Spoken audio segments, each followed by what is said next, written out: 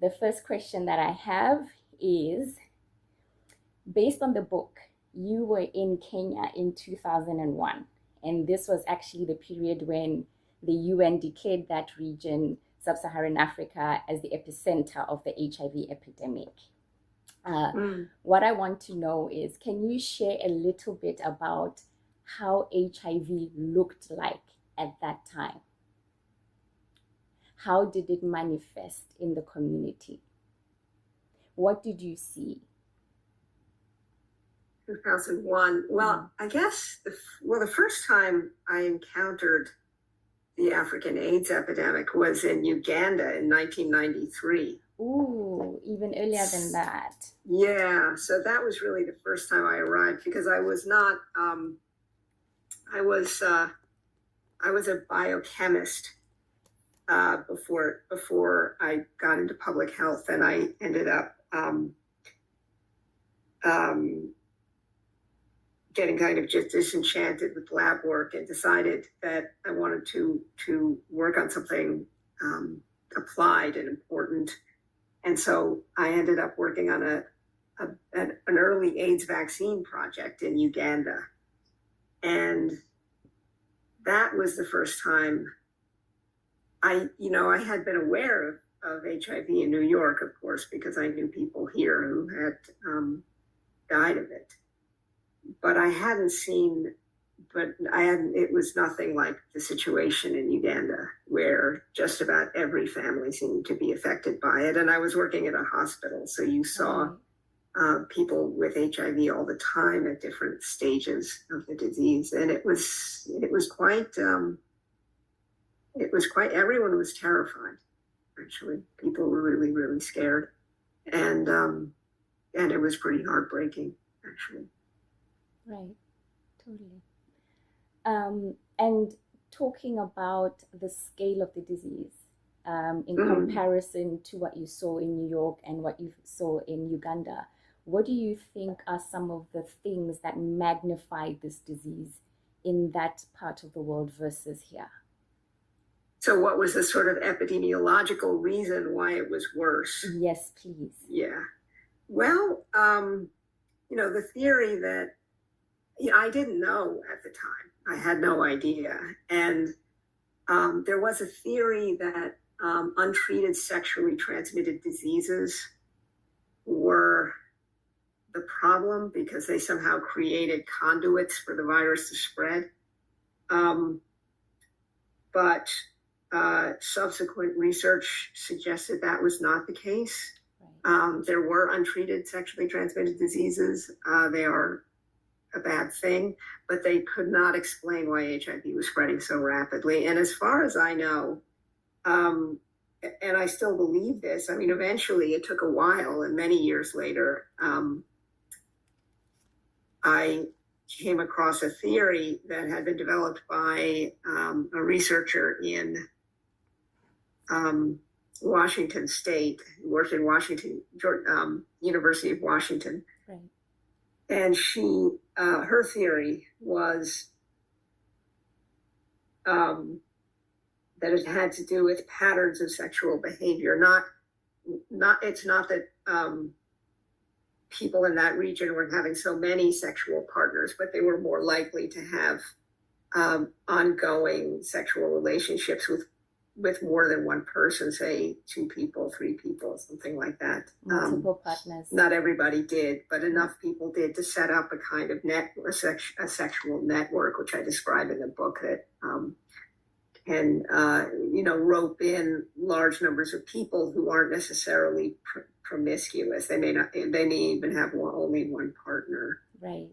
And that theory seemed to explain a lot of anomalies about the epidemic, the fact that men have riskier behavior and yet more women are infected. If it was just a matter of multiple partners, then men would be more infected, as you see the pattern in the United States, for example, or in Europe or everywhere else in the world. Right. So there were a bunch of other, and the fact that so many people who were not necessarily impoverished sex workers or particularly promiscuous were getting infected. So many of my colleagues at the lab and the Right. hospital and so on. And I was also teaching at that time. And, these people were basically middle class, ordinary people. So, and middle aged very often. So what was going on? That was really the puzzle. Nothing else made sense, and nothing else still makes sense, to be honest. And what you're So, saying is something I can relate to as a journalist from Botswana. One of the um, when the I think it was President Festus Mohai. Mohai, yes, when he was like clarion call, he was like, guys, my economy is going down. Teachers, Yeah. soldiers, nurses, doctors are all affected. It's not just a certain population, it is the whole population that is being affected. So totally relatable about that abnormally compared to the Western world. Um, so when you talk about that, you are bringing me to the gendered aspect of HIV, right?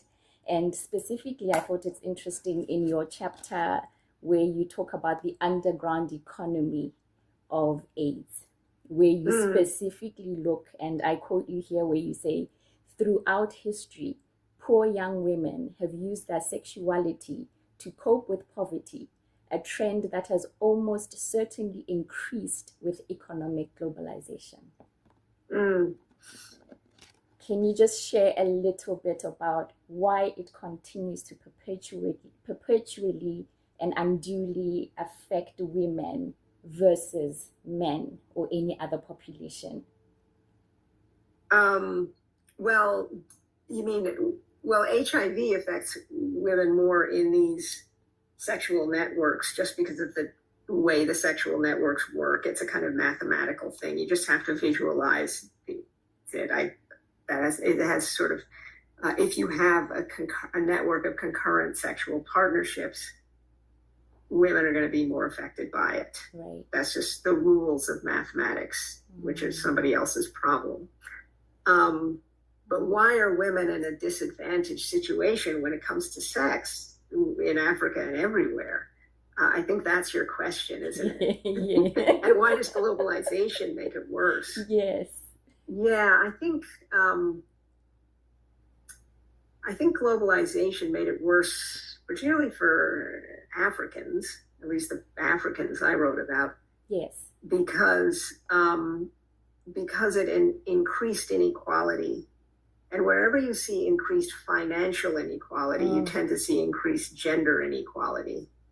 Because women being everywhere less able to make money on their own, right, begin to compete for the men with the most money, and that involves subverting their own, in this case, taking risks with their health and their mental well-being and so on that they might not take in a more egalitarian situation where there were sort of there weren't so many poor men around that where more men had enough money to manage a household and contribute to one. But in a situation where you have extremes of wealth, you have a scramble, and that means women are always going to be at a disadvantage. So, and I think one saw that because, what was going on, it sounds like a contradiction because here I am saying that the women that were most at risk were not necessarily commercial sex workers. Right. And yet they were competing for relatively middle to upper class men.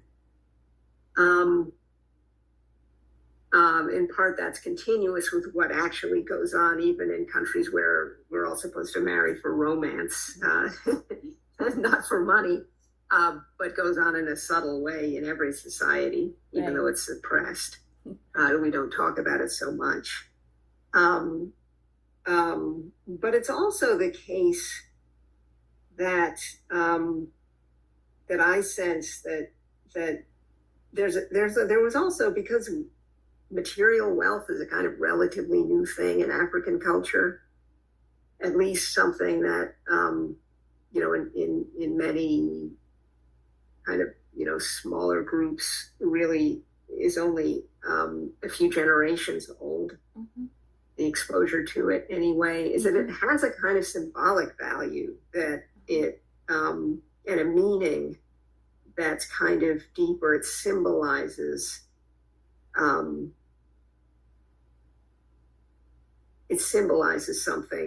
and means something that it doesn't mean for us. I mean, we've learned, for example, you're not supposed to mix sex and money in the West, because if a guy pays you for sex, that means he never wants to see you again. I found, you know, the opposite is often true in Africa. That if a guy doesn't give you money, then he doesn't forget about it. So money is a kind of symbol of affection, and it's a symbol of a deeper relationship. Whereas, you know, for us, it's a symbol of a cold transaction. So it just added, you know, it got very, very mixed up. And I'm not sure I even to this day really understand it's interesting, the complexities and dynamics of that. And you're reminding me of the blesser and the blessee, as they say in South Africa, where the older guy with more money, the younger woman who's literally with the guy for the money. Because of those economic situations that propel the poverty generation.